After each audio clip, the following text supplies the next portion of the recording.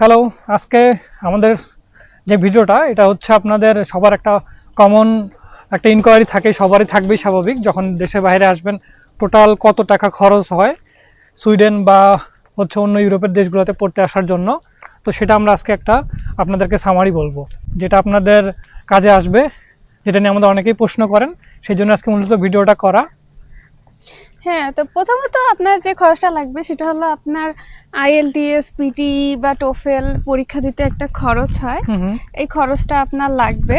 যেমন আমি যখন আইএলটিএস পরীক্ষা দেই, আমি কিন্তু সে সময় 22,500 টাকা ছিল আইএলটিএস, যেটা আমি একটু ডিসকাউন্ট পেয়েছিলাম, 21,500 টাকায় দিয়েছি। ওকে, তো সেটার একটা খরচ। এরপরে যেটা লাগবে সেটা হলো অ্যাপ্লিকেশন ফি।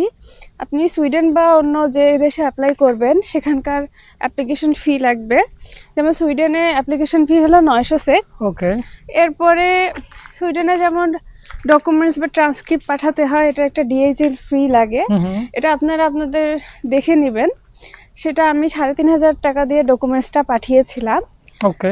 এরপরে যেটা লাগে সেটা হলো যে আপনার ভিসা অ্যাপ্লিকেশন। ভিসা অ্যাপ্লিকেশন করতে গেলে সেই ভিসা অ্যাপ্লিকেশনও এক একটা দেশের এক এক রকম ফি থাকে। যেমন সুইডেনে visa application fee 1500 SEK, Bangla টাকায় উঠানামা করে। আপনারা টাকা বাংলা টাকাতে একটু কনভার্ট করে নেবেন। এরপরে ভিসা অ্যাপ্লিকেশন এটা অ্যারাউন্ড আমাদের সময় পড়ছিল আপনার হচ্ছে 19,000 টাকার মতো, 18 থেকে 19,000 টাকা। জি। এরপরে যেটা লাগে ভিসা অ্যাপ্লিকেশনের পরে সেটা হলো আপনার যে কেনাকাটা। এটা তো আপনাদের নিজেদের উপর ডিপেন্ড করতেছে আপনারা কেমন কেনাকাটা করবেন। তবে এটা নিয়ে আমাদের একটা বিস্তারিত ভিডিও আছে, সেটা ইউটিউবে দিয়ে দেওয়া হবে, আপনারা দেখে নেবেন। যে আমরা দিয়ে রাখতেছি ডেসক্রিপশনে, আপনারা ভিডিওটা পেয়ে যাবেন, কি কি কেনাকাটা করা উচিত সেই সম্বন্ধেও জানতে পারবেন। হ্যাঁ, তে আমাদের সময় আমরা ওরকম অত বেশি কেনাকাটা করি নাই, কারণ বিদেশে সব কিছুই মোটামুটি পাওয়া যায় এবং ভালো ভালো কোয়ালিটির পাওয়া যায়।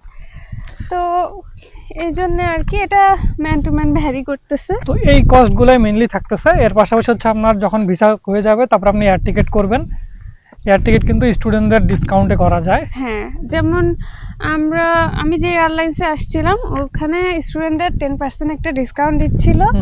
এবং সব থেকে ভালো হয় আপনি যদি আগে আগে এয়ার টিকিট কেটে ফেলান, কারণ আপনি যদি কয়েক মাস আগে কাটেন, ধরেন ভিসা পাওয়ার পরপরই কেটে ফেললেন, তাহলে দেখবেন যে আপনার এয়ার টিকিটের যে ভাড়াটা অনেক কম পড়বে। আর আপনারা যদি হঠাৎ করে মনে করেন যে 2-3 দিন আগে, এক সপ্তাহ আগে এয়ার টিকিট কাটেন, তাহলে দেখবেন যে ডবল পড়তেছে। হ্যাঁ, সেটাই চেষ্টা করবেন নিজের থেকে ডিরেক্ট এয়ারলাইন্সের ওয়েবসাইট থেকে কাটার জন্য। কোনো এজেন্সি বা কোনো ভায়া কোম্পানি হয়ে থার্ড পার্টির কাছ থেকে কাটবেন না, তাহলে আপনার খরচটা বেশি পড়বে।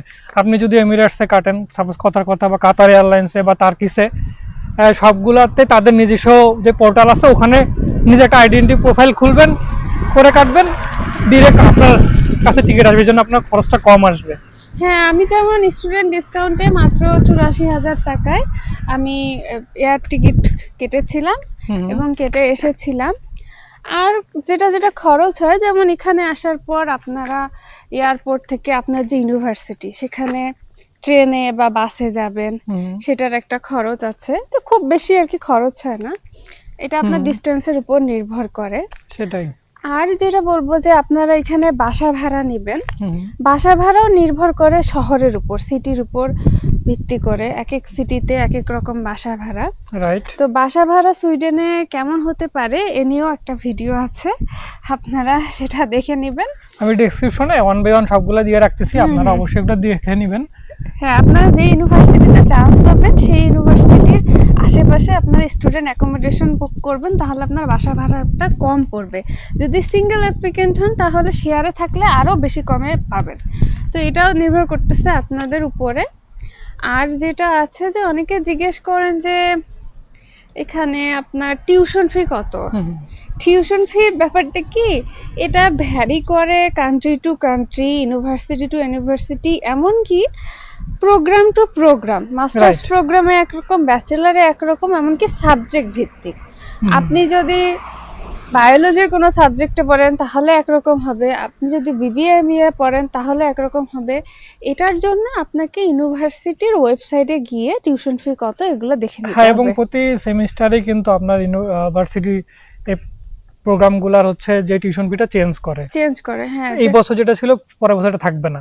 যেমন আমার প্রোগ্রামে আমি তো ফুলি ফান্ডেড স্কলারশিপ নিয়ে এসেছি, আমার প্রোগ্রামে টিউশন ফি প্রায় 3,20,000 সেক, যে বাংলাদেশি টাকায় প্রায় 40 লাখ টাকার মতো ছিল গত বছর। এবার ওটা বাড়ে গেছে, এবছর আরো অনেক বৃদ্ধি পেয়েছে, যেটা 3,50,000 সেক টোটাল 2 বছরের টিউশন ফি বলতেছি। এগুলোর উপর আবার আপনাকে ব্যাংক স্টেটমেন্ট দেখাইতে হবে, আপনার লিভিং কস্টের উপর আপনি একজন আসলে কত পড়বে, 2 জন আসলে ব্যাংক স্টেটমেন্টটা কত দেখাইতে হবে, আপনার ফ্যামিলি মেম্বার কতজন থাকলে কত ব্যাংক স্টেটমেন্ট দেখাইতে হবে। ব্যাংক স্টেটমেন্ট নিয়ে আমাদের একটা বিস্তারিত ভিডিও আছে, সেটাও আমি দিয়ে রাখতেছি, আপনার এটা দেখে নিলে আপনাদের ফুল প্রসেসটা একা একাই করতে পারবেন, ক্লিয়ার হয়ে যাবেন আশা করি। তো এই তো ছিল আপনাদের কস্ট কত হয় সুইডেনে পড়াশোনা করতে আসতে বা ইউরোপে।